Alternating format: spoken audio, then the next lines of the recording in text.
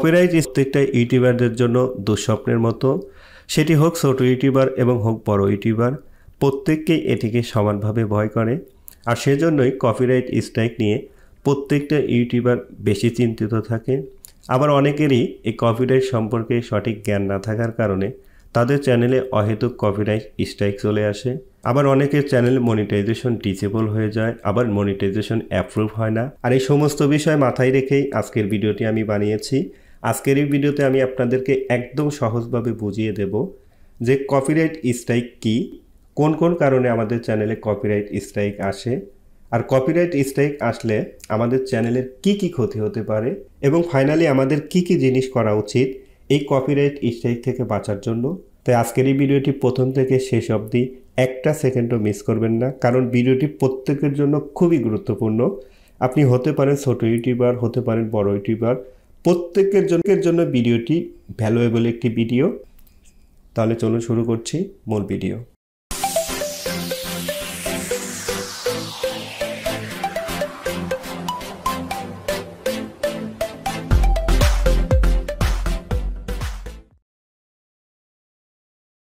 তো শুরুতেই copyright strike বিষয়টি কি? দেখুন, কপিরাইট স্ট্রাইক বিষয়টি এক ধরনের পানিশমেন্ট, অথবা আপনি সাজা বলতে পারেন। এটি ইউটিউব সেই সমস্ত চ্যানেলকে দেয় যে সমস্ত চ্যানেল তাদের কপিরাইট পলিসি ভায়োলেশন করে।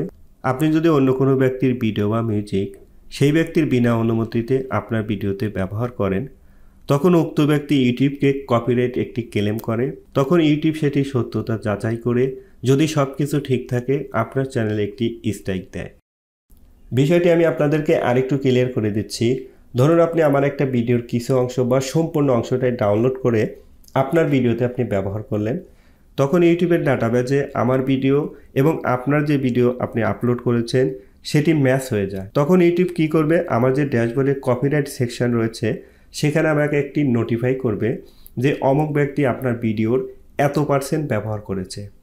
এখন আমি যদি সেই ব্যক্তিকে কপিরাইট স্ট্রাইক দিতে চাই, তখন আমি ইউটিউবকে কপিরাইট স্ট্রাইক ক্লেম করব। তখন ইউটিউব আবার আমার সেই ভিডিওর সম্পূর্ণ সত্যতা যাচাই করে তখন ইউটিউব আপনার চ্যানেল থেকে সেই ভিডিওটি ডিলিট করে দিবে এবং আপনার চ্যানেলে একটি স্ট্রাইক দিবে। আর মূলত এটি হচ্ছে কপিরাইট স্ট্রাইক।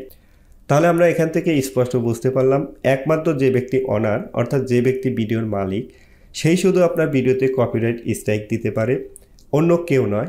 ইভেন ইউটিউব নিজেও আপনার ভিডিওতে কখনো কপিরাইট স্ট্রাইক দিবে না যতক্ষণ না পর্যন্ত ভিডিওর ওনার ইউটিউবকে ক্লেম করবে।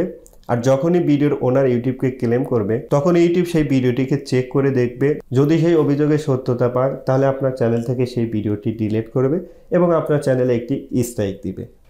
তবে এখানে আরেকটি বিষয় আপনাদের অবশ্যই জানা উচিত, যদি কোনো ব্যক্তি আপনার ভিডিওর বিরুদ্ধে কপিরাইট ক্লেম করে আর ইউটিউব যদি সেটি সত্যতা না পায়, তাহলে যে ব্যক্তি ক্লেম করবে তার চ্যানেলটিকে টার্মিনাল করে দেওয়া হবে, ইভেন তার চ্যানেলটিকে ডিলিটও করে দিতে পারে।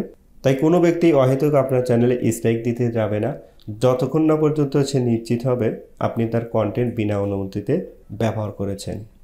কী কী কারণে চ্যানেলে কপিরাইট স্ট্রাইক আসতে পারে? এর মধ্যে এক নম্বর হচ্ছে ভিডিও।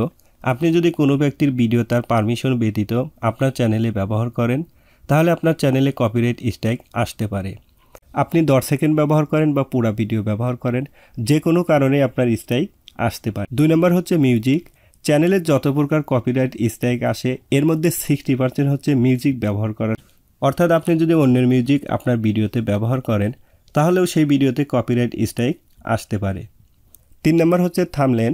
আপনি যদি অন্যের থাম্বনেল হুবহুব কপি করেন অথবা সেম টু সেম থাম্বনেল আপনার ভিডিওতে ব্যবহার, সে কারণে আপনার ভিডিওতে স্ট্রাইক আসতে পারে। 4 নম্বর হচ্ছে গুগল ইমেজ।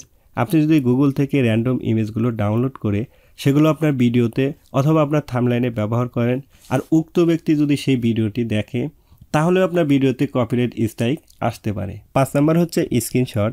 আপনি যদি অন্যের ভিডিও থেকে স্ক্রিনশট নিয়ে সেটি আপনার ভিডিওতে ব্যবহার করেন, সে কারণেও আপনার ভিডিওতে স্ট্রাইক আসতে পারে। মূলত এই সমস্ত এলিমেন্ট ব্যবহার করার কারণেই ভিডিওতে স্ট্রাইক আসে। তাই আপনারা এই সমস্ত এলিমেন্ট ভিডিওতে ব্যবহার করার সময় অবশ্যই সতর্কতা অবলম্বন করে ভিডিওতে ব্যবহার করবেন। থার্ড হচ্ছে চ্যানেলে যদি স্ট্রাইক আসে তাহলে আমাদের চ্যানেলে কি কি ক্ষতি হতে পারে। 1 নম্বর হচ্ছে আপনার চ্যানেলে যদি প্রথম স্ট্রাইক আসে, এর জন্য আপনার চ্যানেলের মনিটাইজেশনের জন্য কোনো প্রবলেম হবে না। আপনার যদি বাকি থ্রেশহোল্ডগুলো ফুলফিল হয়ে যায় এবং আপনার চ্যানেলে যদি একটা স্ট্রাইক থেকেও থাকে, আপনি দিব্যি মনিটাইজেশন করতে পারবেন। তাই আপনার চ্যানেলে যদি প্রথমে স্ট্রাইক আসে ঘাবড়ানোর কোনো কারণ নেই, আপনারা কাজ কন্টিনিউ করতে থাকেন এবং সেটি অটোমেটিক 90 দিন পরে রিমুভ হয়ে যাবে। সেকেন্ড কপিরাইট স্ট্রাইক, আপনার চ্যানেলে যদি 90 দিনের মধ্যে সেকেন্ড স্ট্রাইক চলে আসে এবং আপনার চ্যানেলটি যদি মনিটাইজেশন পেয়ে থাকেন তাহলে আপনার চ্যানেলের মনিটাইজেশনটি ডিসেবল হয়ে যাবে এবং আপনার চ্যানেলের লাইভ স্ট্রিম অফ করে দেওয়া হবে। তাই প্রথম স্ট্রাইক আসার 90 দিনের মধ্যে এমন কোনো কাজ করা যাবে না যাতে আমাদের চ্যানেলে দ্বিতীয় স্ট্রাইক চলে আসে। সেই বিষয়ে অবশ্যই সতর্কতা অবলম্বন করতে হবে। আর যদি আপনার চ্যানেলের 90 দিনের মধ্যে তৃতীয় স্ট্রাইক চলে আসে তাহলে আপনার চ্যানেলের সমস্ত ভিডিওগুলোকে ডিলিট করে দেওয়া হবে এবং আপনার চ্যানেলটিকে পার্মানেন্টলি ডিলিট করে দেওয়া হবে। এবং ওই জিমেল দিয়ে যদি অন্য কোনো ইউটিউব চ্যানেল ক্রিয়েট করা থাকে তাহলে সেই চ্যানেলটিকেও ডিলিট করে দেওয়া হবে। তাই চ্যানেলে প্রথম স্ট্রাইক আসার পরপরই অবশ্যই আপনাদেরকে সতর্কতা অবলম্বন করে চ্যানেলে কাজ কন্টিনিউ করতে হবে। ফাইনালি আমাদের চ্যানেলে যদি স্ট্রাইক চলে আসে তাহলে আমাদের কি করণীয় উচিত? সো 1 নম্বর হচ্ছে সাবমিট এ কাউন্টার নোটিফিকেশান। অর্থাৎ আপনাকে যদি অহেতুক কেউ স্ট্রাইক দিয়ে থাকে তাহলে আপনি ইউটিউবের কাছে সেটি কাউন্টার সাবমিট করতে পারেন। আপনার সেই ভিডিওটি চেক করে যদি সব কিছু ঠিক থাকে এবং আপনি যদি লজিক থাকেন তাহলে আপনার সেই স্ট্রাইকটি ইউটিউব রিমুভ করে দিবে। নাম্বার 2 হচ্ছে আপনাকে যে স্ট্রাইক দিবে তার সঙ্গে যোগাযোগ করে স্ট্রাইকটি রিমুভ করা। বিষয়টি আমি ক্লিয়ার করে দিচ্ছি। ধরুন আমি আপনার চ্যানেলে একটি স্ট্রাইক দিয়েছি, এখন আপনি আমার সঙ্গে যোগাযোগ করলেন আমার মেইলে অথবা মেসেঞ্জারে অথবা যে কোনোভাবে আপনি আমার সঙ্গে যোগাযোগ করে বললেন যে ভাই আসলে এটি মিস্টেক হয়েছে, হয়তো আমি আর এই ধরনের ভুল করব না, আপনি আমার স্ট্রাইকটি রিমুভ করে দেন। আর আমি যদি ইচ্ছা করি তাহলে সেই স্ট্রাইকটি আমি তুলে নিতে পারবো।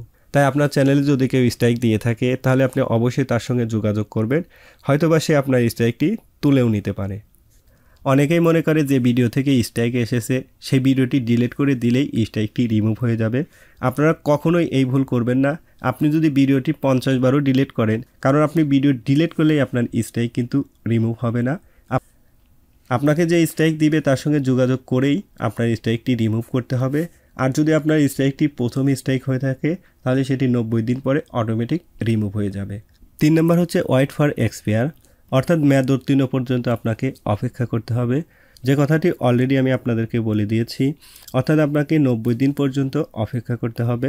এটি 90 দিন পর অটোমেটিক রিমুভ হয়ে যাবে, তাই ঘাবড়ানোর কোনো কারণ নেই। সো বন্ধুরা, এই ছিল আজকে ভিডিওর টোটাল বিষয়বস্তু। তাছাড়াও আপনাদের যদি কোনো ধরনের সন্দেহ থেকে থাকে অবশ্যই কমেন্টস করবেন, আমি কমেন্টসের উত্তর দেবো ইনশাআল্লাহ। আর যদি ভিডিওটি হেল্পফুলি মনে করেন একটি লাইক এবং কমেন্টস। দেখা হবে নেক্সট কোনো ভিডিওতে। আল্লাহ হাফেজ।